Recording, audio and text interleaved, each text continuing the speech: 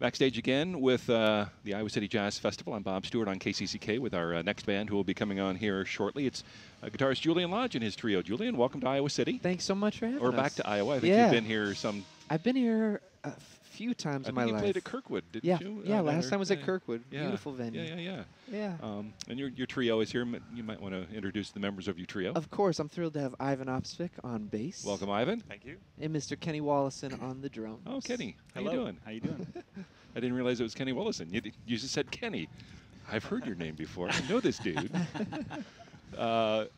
Well, I'd like to start at the beginning because I haven't really talked to you ever. Okay, sure. About your, first of all, that movie that you made back in or the movie that was made of you. Right. The documentary Jules at 8, when you were 8 years old. Right. No pressure, huh? Did that put a lot of pressure on you back then? Not really, Felt no you know. pressure? It was, in retrospect, it's kind of sweet, you know, because it was about me. I was 7 when they filmed it. Came out when I was 8.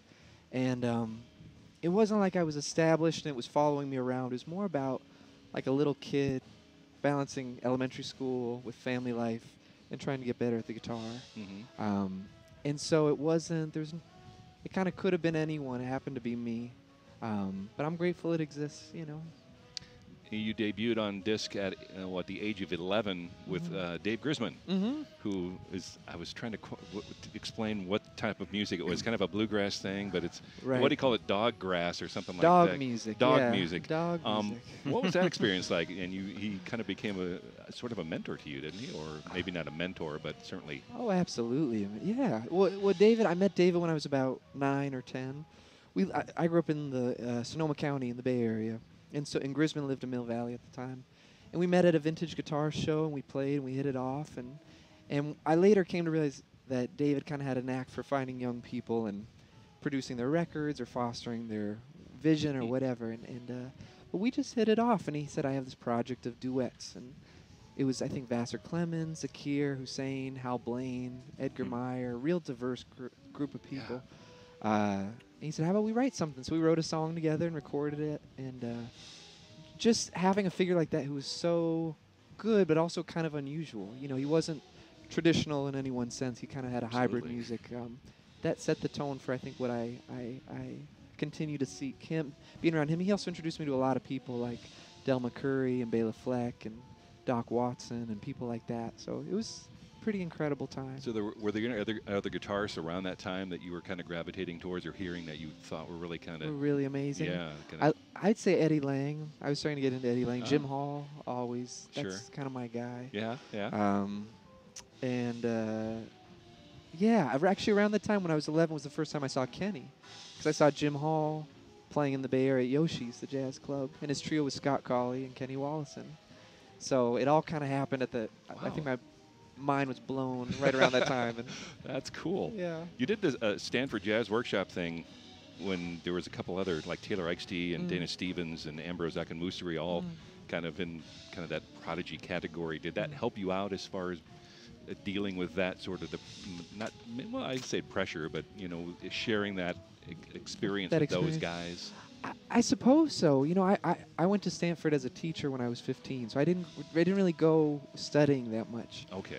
Those guys are a little bit older than me, and they went and they studied, and so our dynamic was still influential and a little more professional based, because we had to kind of show up and be available to the students. But the whole Bay Area network was so supportive of it. But I also, I mean, I didn't make my first record till I was 21. So all the years that I was kind of in the spotlight, I was pretty shy about it. And so I kind of could be invisible, which was really nice. And I owe that to my parents and their philosophy about the whole thing, you know. That's cool.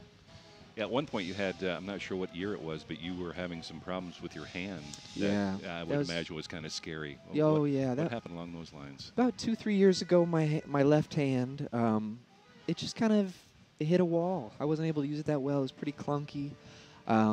Doctors that I spoke with and who did different tests, they thought it could be something called focal dystonia, which is a neurological condition where your brain kind of freaks out and it thinks that you don't need to have 5 kind of motors for the fingers, but rather 2 or 3. Wow. So you lose independence. Oh, jeez. Wow. And the prime candidates are people who start really young, who have a lot of fine motor skills, because you kind of over-pattern your brain.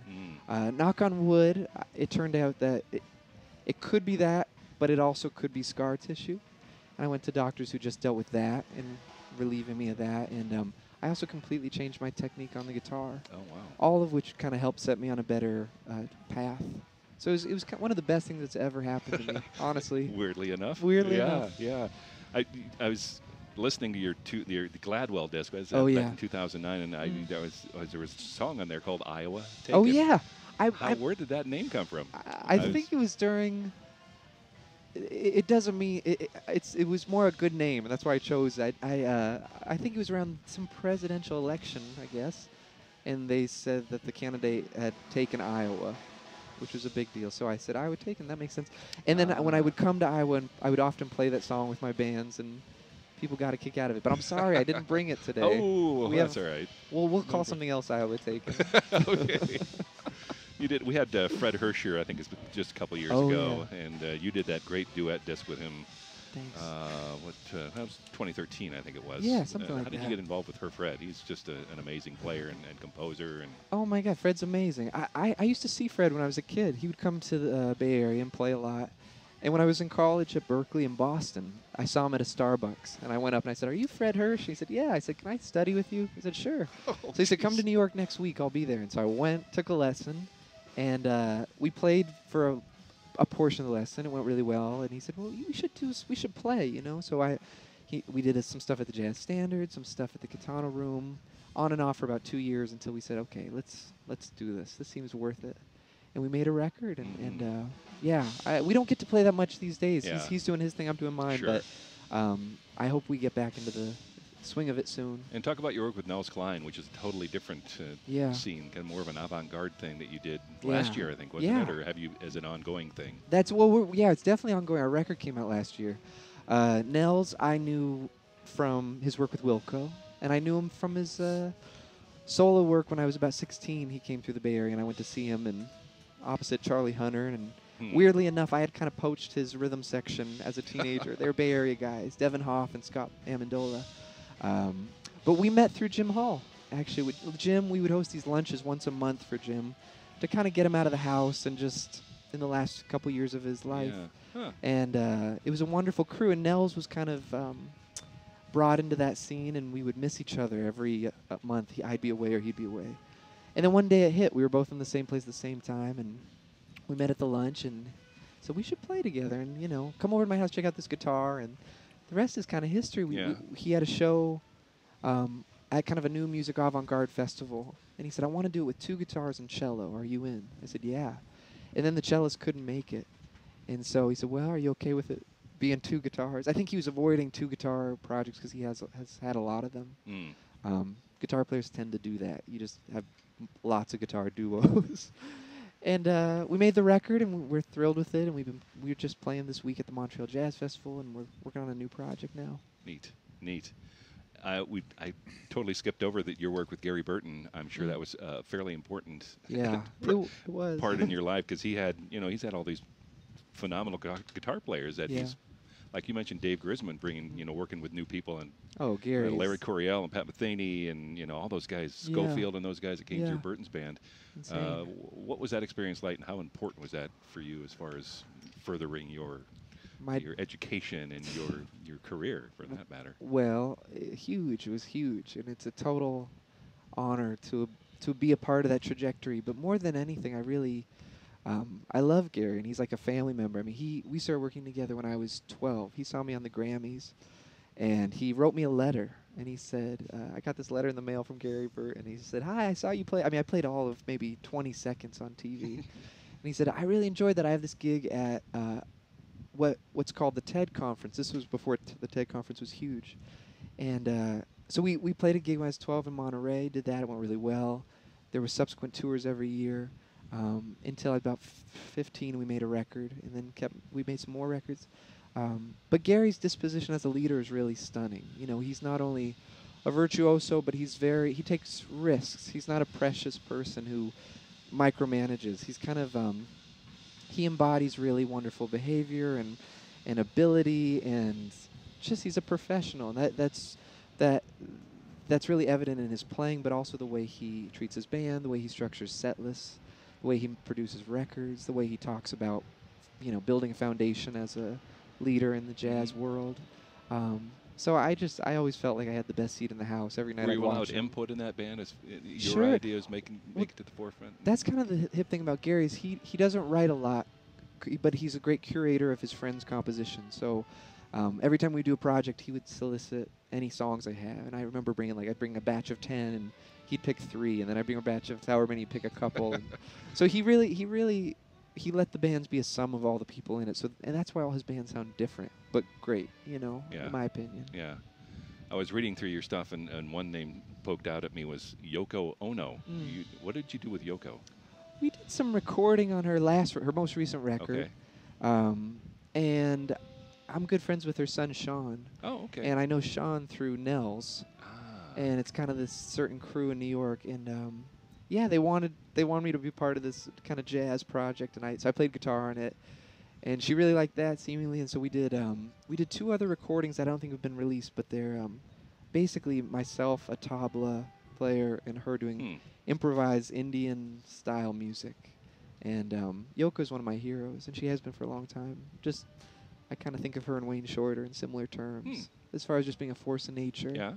And there's a whimsical quality that I just, that kills me. I just love it, So yeah, it's been a total treat. That's funny. Yeah. And the newest one that I know of is World's Fair, which is your solo disc, inspired by Andres Segovia, the classical guitarist. Yeah. Where'd you come up with that idea? Where'd that thought come from? Well, for this solo disc. Well, I mean, anytime you talk about solo guitar, his name's going to come up. And quite honestly, I was petrified at the idea of ever doing a record of one guitar. I thought, well, it's going to be boring, or it's going to need something, and I'm not there. I mean, for years, since I was a little kid, I just thought there's no way I could do that. And then I kind of was pushed in a very healthy manner by a dear friend of mine, David Breskin, who runs something called the Shifting Foundation. And they facilitated the finances so I could do this record. They said, what's one thing that you're scared to death of? And I said, well, solo guitar. I said, great, we'll help you do it. And I worked on it for about 2 years. I wrote it, recorded it, and then threw it out completely, and then rewrote it and re-recorded it. And so what you hear is the second iteration, and it's, the Segovia part is more the integration of guitar orchestration with kind of song forms in a way. I think of him as someone who had, his touch was different for every kind of orchestration on the guitar. In other words, if he had something that utilized the low end of the instrument, he would bring out this almost cello-like double bass quality. And if he had something that was very sweet and poignant up high, he could play like so delicately, like the upper range of the piano, or something. And so I thought, okay, well, anything I do has to aim to be that colorful. The content is obviously different, and it's on steel string guitar. It's an old Martin. It's not classical, so it was a starting point. Yeah, it's very interesting. Very interesting. Talk about, are you teaching now anywhere? I teach at a handful of places. I still teach at Stanford in the summers. Okay. I teach at the Savannah Music Festival, hosts something called the Acoustic Music Seminar. Myself and Mike Marshall and Casey Dreesen.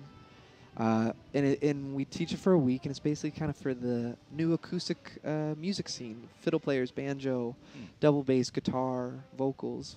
And that's really tremendous to be a part of. It's pretty scary how good these people are. Yeah.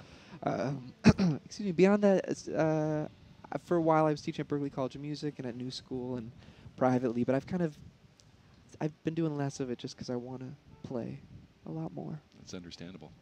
Talk about these gentlemen with you and how you selected them and how or maybe they selected you. I don't know. Well, I am thrilled to have a trio. I haven't had a proper band for quite a while. I in a way, I deliberately didn't have a band for the last few years. So I had a 5-piece band. It was really fun. Then I wanted to have duos and collaborations and solos. So in constructing a new format, I immediately thought of Kenny Wollesen, who's, like I said, I saw when I was 11, and I was like, it's like a little kid fantasy thing of like, someday I'm gonna ask him, and if he says yes, I'll be really lucky. And so that was kind of the origin of going, wow, this is the sound I've been looking for, and I adjusted my playing and writing to kind of honor that. And then through Kenny, I met Ivan, who is just a bona fide badass. and someone I had heard about through a lot of people in New York that weren't the same type of players, from jazz people who loved it, through, you know, hardcore improviser people, through songwriter people, and everyone said, you gotta play with him. He just, you know. So today actually represents our first gig together. Oh, wow. So it's the debut of this configuration, and I couldn't be more honored to get to play with him. So Kenny, mention some other things that you've been doing, because your name pops up with a lot of different types of players. I've been playing a lot with Zorn. Right. That's You right. know, I've been doing a lot of stuff with Zorn and Frizzell and Sex Mob. Frizzell, that's the name that comes. That's where I know you from. For Yeah. most Sex Mob. Yeah. They were here some years ago too. That's Yeah, an interesting I group. think Frizzell and Sex Mob were here the same year. Yeah, yeah, yeah. Were you here then too? Yeah. Oh, okay. So you've been here before. Yeah. You're an old hat. You're an old pro at this. Kenny's everywhere. Yeah. And Ivan, what kind of stuff have you been doing? A bunch of different stuff. I have my own band, which Kenny is into, and a bunch of other people. Just sideman gigs, like probably part of like 10, 15 different bands. Yeah. More or less active in New York. Yeah. Well, working with Julian now, your name's gonna be huge. Guitar players. Are you guys gonna gonna do a CD and all, or probably work together for a while first and figure things out? And Well, we've made a disc. Oh, you have? With it's with Scott Crawley and Kenny. Okay. And that we finished. We turned the record in Monday. We did this back in April, I think it was, and it was produced by a dear friend of ours, Jesse Harris. Jesse Harris is a songwriter, wrote famously "Don't Know Why," the Nora Jones hit, and a lot of other stuff, and also, you know, a friend of the family's, friend of Zorn's and Kenny's and all of ours and Ivan. So the music we're going to be performing today is based on those songs, which is, I guess the key points is that it's based on the Telecaster. That's what I'm playing. It's electric guitar. And it's kind of 50-50 originals and tunes we found from the 20s that are kind of pre-bebop in nature. There's a W.C. Handy tune we do, an old Jack Teagarden number. I kind of consider that to be the Wild West of jazz writing. It was kind of popular dance songs, but they were kind of weird. They were kind of country, and hence the guitar being a good fit for it. So it was jazz composition in its infancy, along with electric guitar in its infancy, and that's kind of the heartbeat of that project and what we're going to be performing today. So what else you have in the works? What can we expect down the road? Well, let's see. One of the projects that I'm really excited to be a part of is with a guitarist named Chris Eldridge. It's a bluegrass project. Chris goes by the nickname Critter, and he's in a band called Punch Brothers, which has become really popular in the string world.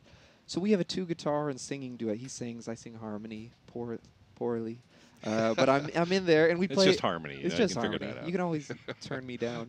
But we're working on our kind of a follow-up record to our first full release this year.